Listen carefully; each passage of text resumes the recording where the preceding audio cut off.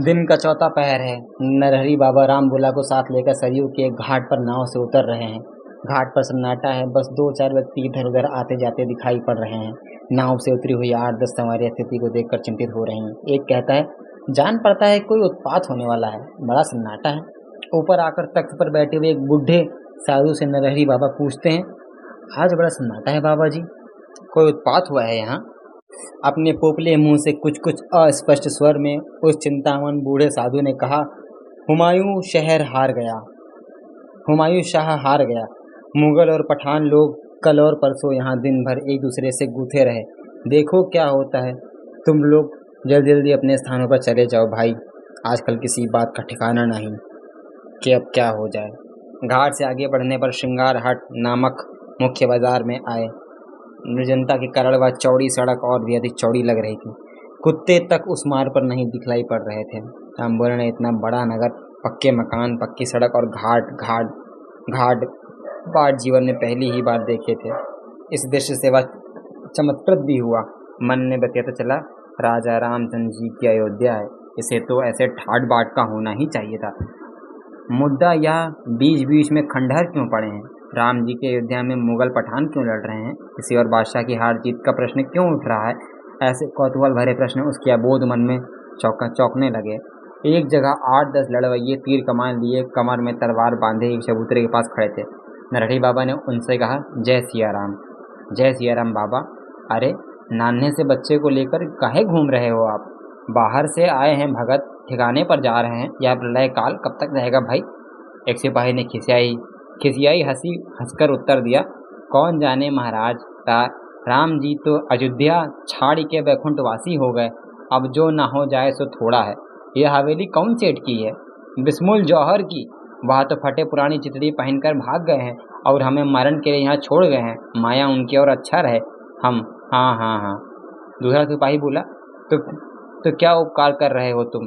एक तीसरे सिपाही ने कहा, यह घुरूना सार जब बोलता है तब अंड बंड ही बकता है। अरे पापी पेटी गुलामी कर रहे हैं हम लोग, जिसका नमक खाते हैं उसके लिए भी जान भी देंगे।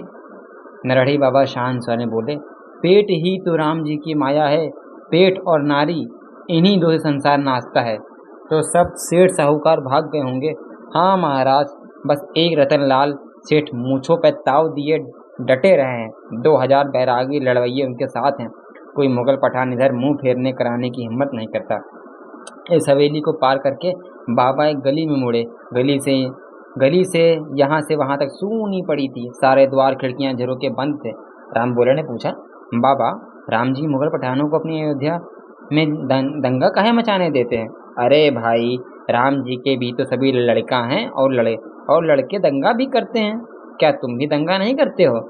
राम बोला, झेप गया। बाबा ने कनखी से उनकी ओर देखा और मुस्कुरा कहा, तुम भले लड़के हो, कभी कभी दंगा करते हो। हल्का विनोद का पुट देकर बाबा ने बच्चे के मन को थाम लिया। एक बड़े फाटक के सामने आकर बाबा रुके। उन्होंने फाटक का कुंडा जोर से खटखटाया और आवाज दी, अंजनी शरण, ए अंजनी शरण। भीतर से कोई आवाज नहीं आई। कहीं दूर पर जय जय सीताराम का युद्ध घोष गूंजा। नरहरी बाबा ने फिर कुंडा खटखटाया और जोर जोर से अंजनी शरण को पुकारा। फाटक की खिड़की के पीछे से आवाज आई, कौन है? हम नरहरी दास। कौन दास? कहाँ से आए हैं? वाराह क्षेत्र से नरहरि दास। तुम्हारे साथ कोई और भी है? अरे द्वार तो खोलो भाई, हमें पहचाना नहीं। अंजनी शरण कहाँ है? सियाराम शरण दास हैं। जाके उनसे कहो कि वाराह क्षेत्र से नरहरि बाबा दास आए हैं। फाटक के पीछे से एक नया स्वर सुनाई दिया, हाँ हम चीन गए, फाटक खोल दो, जय रमुआ। कुंडी खटकी, खिड़की का एक पल्ला तनिक सा खुला। 2 आंखों ने झांक कर देखा और पल्ले झट से खुल गए। आओ बाबा। अरे ऐसी प्रलय में आप कैसे आकर फंस गए बाबा? जय सिया राम, जय सिया राम। बड़ा उत्पात मचा है यहाँ तो, कुछ समझ में नहीं पड़ता है महाराज क्या होगा। जिस बब्बर शाह ने जन्मभूमि को नष्ट भ्रष्ट कर दिया, उन्हीं का बेटा आज दंड पा रहा है। हार के भागा बेचारा। अब यहाँ पठान क्या करेंगे सो जाने। राम करे सो होए, कली काल है भाई। राम बोला बड़ों की बात सुनकर अपने मन में कुछ विचित्र सा अनुभव कर रहा था। उसके हृदय में कौतूहल भरी सनसनाहट और आतंक की उठती गिरती तरंगे भरी हुई थी। नई जगह का अनजानापन भी मन को अस्थिर बना रहा था। उसके मन में शब्दों का भंडार मानो चुप गया था। मन का यह गूंगापन राम भोला को और भी आतंकित कर रहा था। भीतर दलान में एक वृद्ध साधु चौकी पर बैठ माला जप रहे थे। नरहरि बाबा को देखते ही वे उठ खड़े हुए और प्रेम से उनकी अभ्यर्थना की। बातों के दौर में बाबा ने राम भोला का परिचय दिया। पैनी दृष्टि से बालक को देखकर महंत जी बोले, यह तो जन्म से ही जगू पवित्र धारण करके आया है बाबा, इसे आप क्या संस्कार देंगे? संस्कारिता निभानी ही पड़ती है महंत जी। स्वयं राम जी को भी पृथ्वी पर आकर संस्कार संपन्न होना पड़ा था। हाँ, यह तो ठीक है। तो क्या परसों रथ यात्रा के दिन ही संस्कार देंगे? हाँ, अब तो अयोध्या से रथ यात्रा का उत्साह ही समाप्त हो गया बाबा। श्री राम की अयोध्या रावण की लंका हो गई है। लंका तो यहाँ नहीं बन सकती, अब तक दिल्ली में थी, अब चाहे जौनपुर में बने, राम जी की इच्छा, क्या कहा जाए।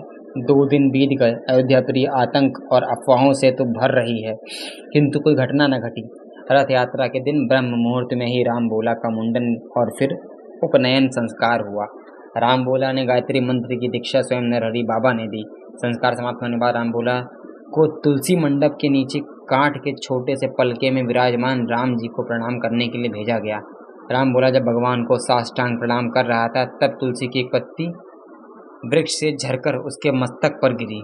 उसे देखकर महंत जी प्रसन्न मुद्रा में बोले, उठ उठ बच्चा, तेरा कल्याण हो गया। राम जी ने तेरे मस्तक पर भक्ति भार डाल दिया है। सुनकर नरहरि बाबा पास आए। बालक के मस्तक पर चिपकी तुलसी की पत्ती को देखकर वे बोले, आपने सत्य ही कहा महंत जी। श्री राम ने इसे निस्संदेह स्वभक्ति का ही वरदान दिया है। आज से इसका नाम तुलसीदास हुआ। इसी दिन महंत जी ने बालक का अक्षर आरंभ संस्कार भी कराया।